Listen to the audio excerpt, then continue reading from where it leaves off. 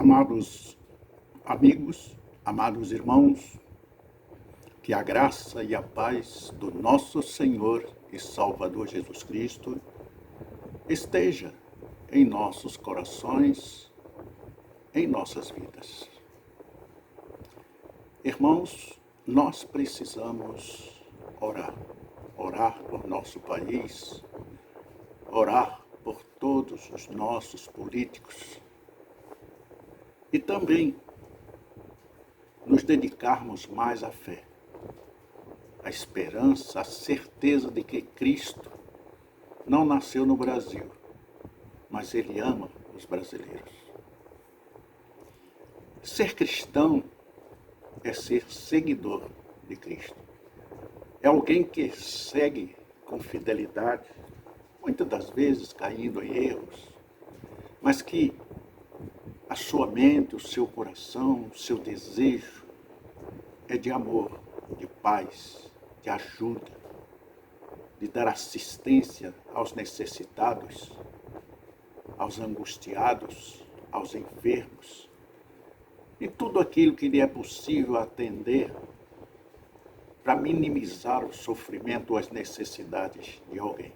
Este é o verdadeiro seguidor de Cristo, aquele que procura por todas as suas forças honrar a palavra ser cristão, ou ser crente, como dizem.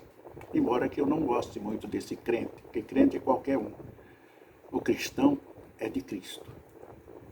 O cristão de verdade é alguém que zela pelos princípios bíblicos. E os princípios bíblicos condena sumariamente esta ideologia marxista, não é? Ou comunista. Mas também deve-se entender a todas as nossas decisões pessoais, inclusive no tocante às nossas escolhas políticas, também. Mas é inadmissível que um cristão que vê os exemplos de outros países comunistas, em que os cristãos são mortos, presos, chicoteados, maltratados, humilhados. Na Rússia, tem uma cidade completa pelos anticomunistas. Eles são separados, são humilhados, são perseguidos. Não são considerados nem tão pouco respeitados. Mas o número é muito grande. E que se tentasse exterminá-los, seria uma calamidade pública, uma chacina, porque são muitos cristãos que tem ali. Ocultos, mas são cristãos fiéis à palavra. Temos aqui recentemente, no nosso tempo, na nossa época, a Venezuela. Temos agora sentindo a transformação que está acontecendo na Argentina, em outros países. Eu estive, pela graça do meu Deus, em alguns países, se não me falha a memória, 4 ou 5 comunistas. E vi as igrejas católicas fechadas, as igrejas evangélicas fechadas. E poucas, muito poucas, porque o catolicismo ainda sobreviveu um pouco mais, mas o cristianismo não. Pereceu de vez. Vi crianças com metralhadoras, fuzis, casualmente. Porque enquanto os meus colegas, meus amigos iam para os passeios de turismo, eu ia para os bairros, ver a diferença para contar para os meus filhos, tanto nos países democratas quanto nos países comunistas. Eu ia para os bairros e fotografava, slide, naquela época tinha slide, né? E fiz um documentário muito bom, que depois eu perdi numa cheia aqui na minha casa, que eu moro num lugar que alaga, e nesse dia, nessas primeiras cheias, perdi os mortos, perdi tudo. Alguns anos atrás, em 70, se não me falha a memória. Então, meus amigos, eu já tinha experiência com isso. Depois, aqui no Brasil, tivemos, a Revolução Comunista também, onde invadiram Porto da Marinha do Brasil, ali no Rio de Janeiro, na Ilha das Cobras. E mataram, inclusive Greenhalgh morreu ali, assassinado, dormindo. Marinheiros dormindo foram assassinados. Mas, pela graça de Deus, eles perderam. Eles perderam. E hoje, com a evolução do tempo, foram eleitos comunistas. E estes conseguiram aprovar a lei da liberdade, o que realmente é válido, para que todos nós conhecêssemos o que é verdadeiro, o caminho de Deus e o caminho do outro. Não é? Não quero dizer que todos eles sejam do diabo, porque tem alguns que frequentam até a igreja, são pastores, são líderes, né, de várias religiões, mas que têm a tendência marxista, comunista. Não podemos contribuir com partidos políticos que defendem a aprovação e a legalização de projetos que afrontam as escrituras sagradas. Sabe, nesse período de quase 20 anos dos governos comunistas, de Fernando Henrique para cá, muitos projetos contra o cristianismo. Fechar as igrejas, proibir ar livre, proibir culto no lar. Existem esses projetos. E a maioria não foi aprovado graças a um pastor. Não foi uma denominação, foi um pastor. E eu me orgulho de citar o nome dele. Tem coisas que ele faz que eu não concordo, tem coisas que ele diz que eu não concordo, mas o mérito maior está nisso. Ele foi ao Congresso Nacional lutar para que estas leis não fossem aprovadas. E graças a Deus não foram, mas podem ser revistas ainda. No próprio Superior Tribunal Federal, tem lá leis contra os cristãos, contra as igrejas. E eu vi, aqui no bairro que eu moro, alguns irmãos, né, na época que nós tínhamos os prefeitos comunistas, abajulando-os, servindo a eles, fazendo campanhas eleitorais em favor deles. E eles continuam no poder. E subiu ao poder o maior comunista do Brasil, na atualidade. Vocês sabem, não vou nem citar o nome dele, porque é indigno que o cristão cite o nome desse homem. E como é que você, que está num templo, adorando a Deus, pregando a palavra de Deus, e vivendo acoleado, filiado a esses partidos comunistas? Como é que você quer um regime comunista aqui no Brasil se você se diz cristão? Ah, mas desculpe, me perdoe. A Bíblia diz que nos finais do tempo se revelarão os falsos cristãos, não é? E completa, falsos pastores, falsos líderes. Você é um falso cristão que está aí coberto com a pele de lobo, ou melhor, com a pele de cordeiro, e é um lobo feroz, doido para tragar, faminto para matar e fazer tantas e tantas coisas. Tem muitas denúncias, foram 20 anos de roubalheira, de banditismo, mas os que roubavam eram tantos que agora está ficando difícil para o presidente combater. Aqui até aqueles que mais nós esperávamos defender a honestidade, a dignidade e a honra, eles estão vendo invertido. Não existe mais dignidade, não existe mais honra, não existe mais honestidade. Tudo está invertido. As rádios, as televisões, que eram sustentadas com o dinheiro do nosso suor, dos impostos que eram aumentados todo ano, se beneficiavam do dinheiro para dar para as empresas, para não denunciar a bandalheira, a roubalheira que existia. E você, cristão, que estava acompanhando com eles, também pagava. Só que você recebia o troco, né? No altos salários que você recebia. E tantas outras coisas que são denunciadas aí. e que a gente vê que é verdade por causa das provas que são apresentadas. O juiz do Superior Tribunal Federal disse, Joaquim Barbosa, o nome dele, pretinho, eita, pretinho de honra.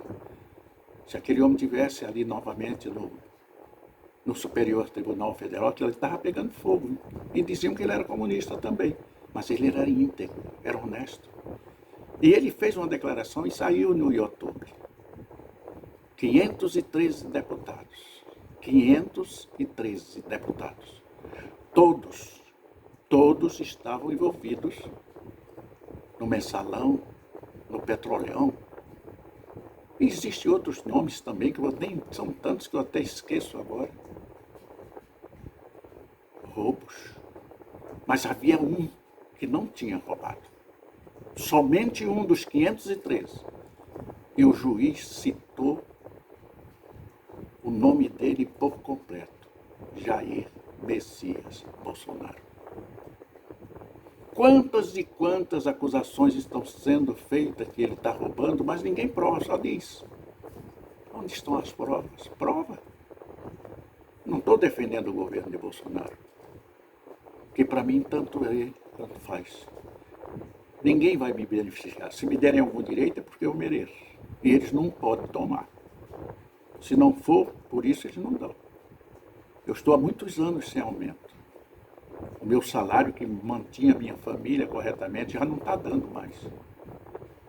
Já não está dando mais para comer o que o meu corpo necessita. Para comprar os remédios, o que o meu corpo precisa.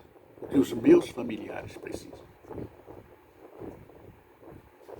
É por esse motivo que eu resolvi estudar um pouco sobre o comunismo e a democracia. Inicialmente, quando se fala de comunismo, a primeira coisa que vem é a mente de Karl Marx. Ele foi o fundador do comunismo. E quem era esse camarada?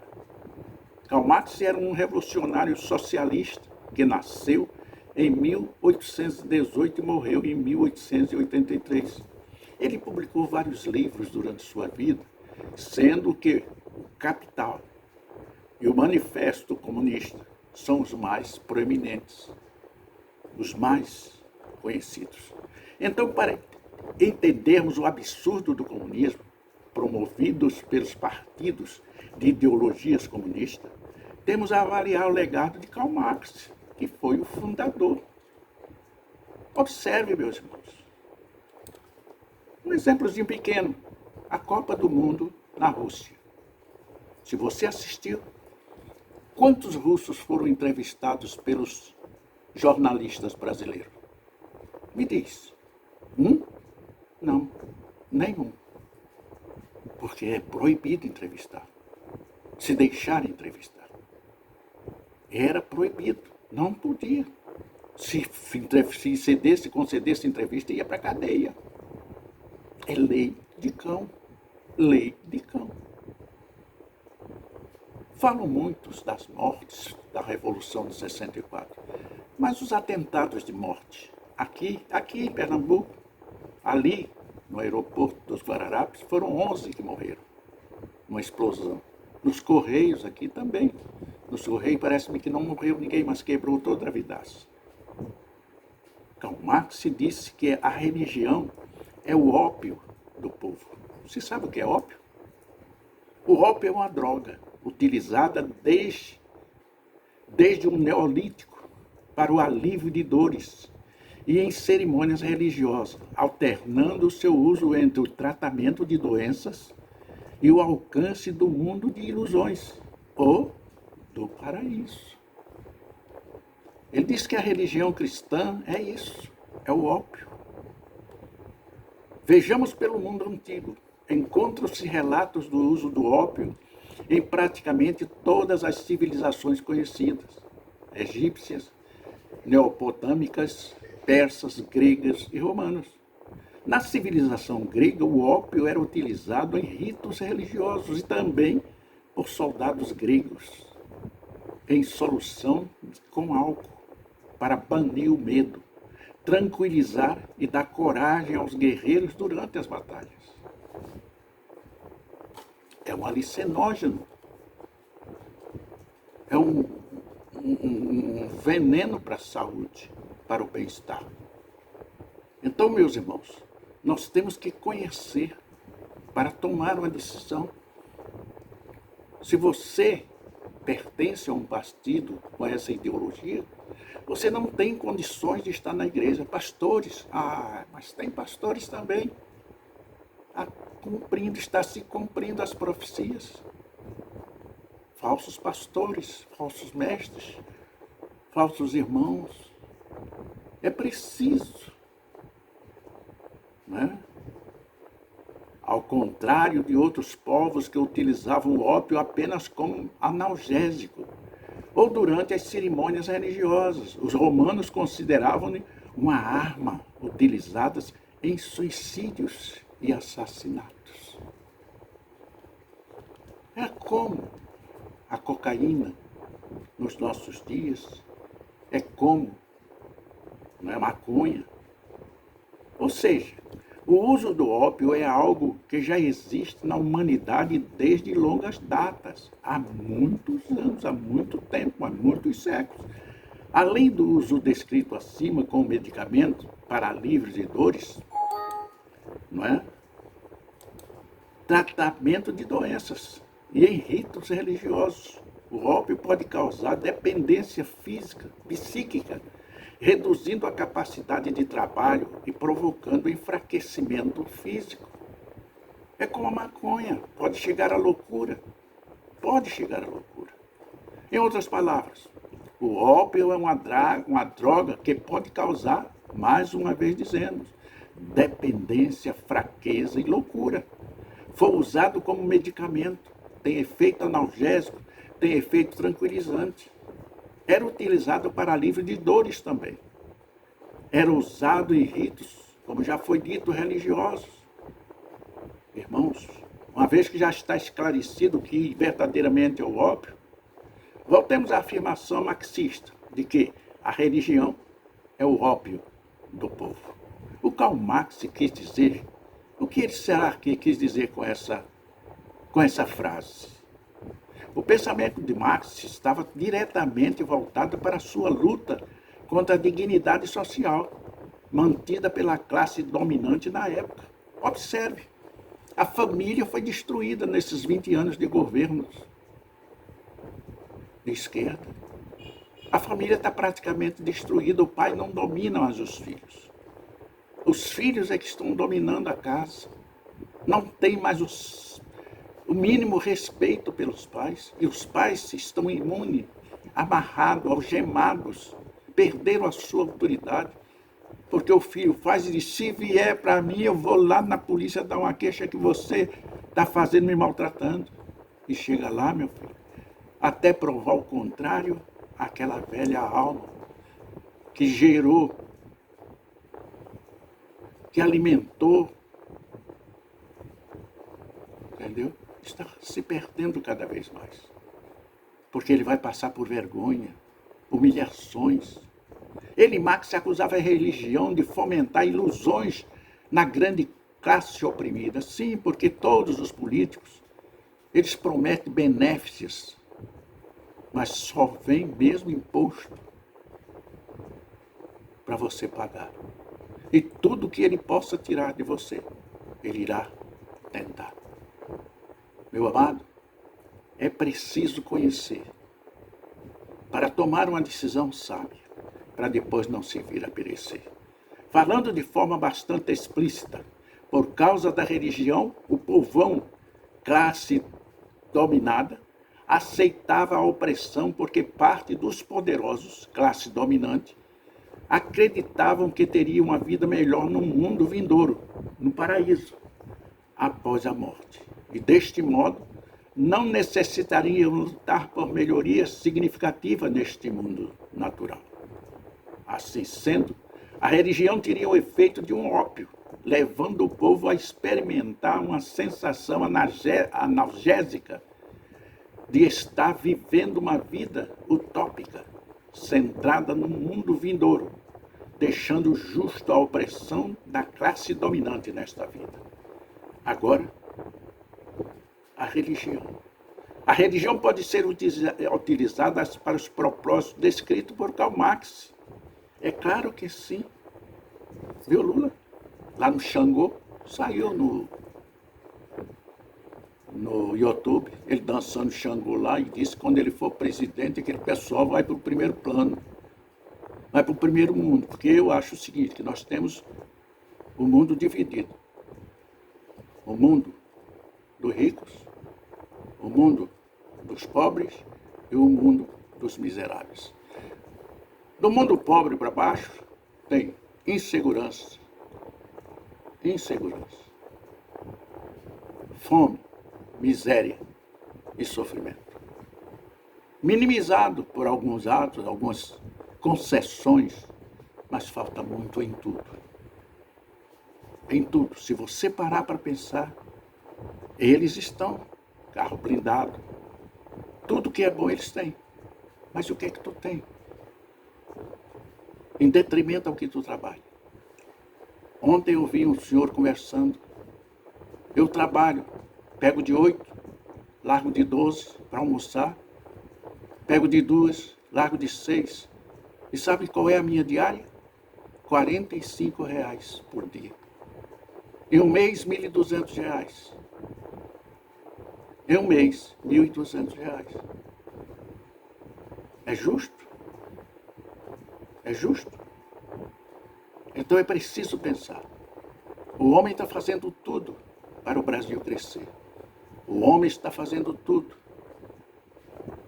renovando a estrutura do Brasil. Estradas, portos. Depois que ele assumiu nesses anos que ele está governando, muitos investimentos estrangeiros. Todo mundo acreditando no Brasil. Tanto que o dólar caiu e o real se valorizou. Só que nós estamos acostumados a roubar, desde lá de cima até embaixo. Os empresários querem lucro, somente lucro, mas o seu funcionário está com salário de fome e de miséria. A religião pode ser para os propósitos descritos por esses caras. É claro que sim, porque eles vivem de promessas.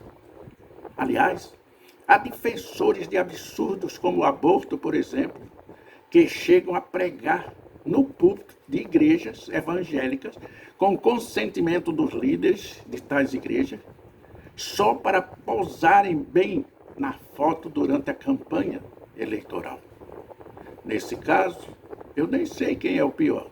O político que declara: feliz é a nação cujo Deus é o Senhor, e ainda assim defende abertamente o aborto. Ou o líder religioso que permitiu que tal disparate acontecesse com o seu consentimento no altar de Deus. Prepara-te para te encontrar com teu Deus. Prepara-te para te encontrares com teu Deus. Há inclusive aqueles que afirmam que é fiel e deve entregar tudo o que possui no altar da igreja. E não se esquece de doações como a porcaria do seu carro. Conforme disse um falso líder religioso num vídeo que paralisou na internet, que viralizou na internet. Infelizmente, esta é uma realidade recorrente dentro de algumas igrejas evangélicas, principalmente essas neopentecostais, que eu tenho minhas dúvidas da salvação desse povo. Que eles vivem em busca de trocado, vivem em busca de dinheiro, vivem em busca de cenas praticamente iguais às demais, que deveria ser diferente. É preciso pensar, é preciso orar, é preciso buscar. Veja, não vou citar agora o nome dos partidos comunistas. Outra coisa, tenha cuidado, muito cuidado, porque muitos desses cabras estão mudando de partido. Os partidos democratas não deveriam aceitar o nome desses homens, porque está vendo que o direito, que a ordem, que o respeito ao humano, ao ser, está sendo concretizado. E eles não querem perder o seu mandato, a sua boquinha. E eles estão mudando de partido. Procure ver na internet o nome dos partidos comunistas do Brasil. E não votem em nenhum deles. Não votem em nenhum deles. Porque é perdição da sua alma, do seu espírito. Porque Deus não vai aceitar as suas orações. Deus não irá derramar bênçãos sobre a sua vida. As bênçãos que porventura você receber é Satanás lhe dando para tomar o teu espírito e a tua alma e tu ir perecer no inferno. Até outra vez nos encontrarmos. Que Deus te abençoe abundantemente. Se tu for cristão, sai dessa, povo meu. Sai dessa, povo meu. Em nome do Senhor Jesus. Amém.